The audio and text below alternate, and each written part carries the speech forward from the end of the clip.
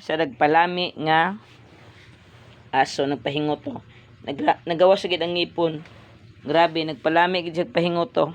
Mura siya pinikas nga bulad oh. Na habang ginahingotoan siya ni Moshi. Nagyaya lang agi. Ay chika, close your book. Shh. Uy, close your book day. Okay, ganahan gid siya pahingoto. Na ang Moshi naman, oh, nahurot ng koto day. Mura kag unggoy nga daot day. Moshi. So yan ang posisyon nila habang naghihingotoan. Ayan. Oh, ayaw pod ko iapil hingoto day kay di man ko iro no. Lalalay, alalay, ananay, ni. Ayan oh. Na nagtulo ng laway oh sa isa oh. Na hingoto pa daw. Na kala mo ano, may sweldo ka. Di ka naman niya gisweldohan. Pahingoto-hingoto lang. Libre hingoto. Libre hingoto daw na nagtulo ng laway ni Chika kaya nagpahingoto. Feeling lang. Adoy. Halalay.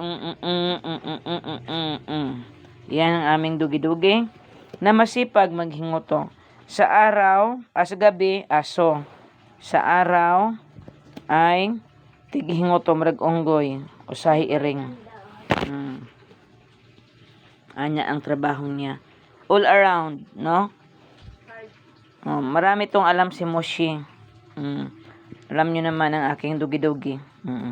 Mabait ito siya. Para siyang 4.0 no, nga litro ng na butangan ng dress ang body. Murag isa ka litro ano, dila isa ka litro. 10 litro ka na daing. Amo lang. Oy, chika. Panuhuton ka day. Close your book. Close your book day kay panuhuton ka na day.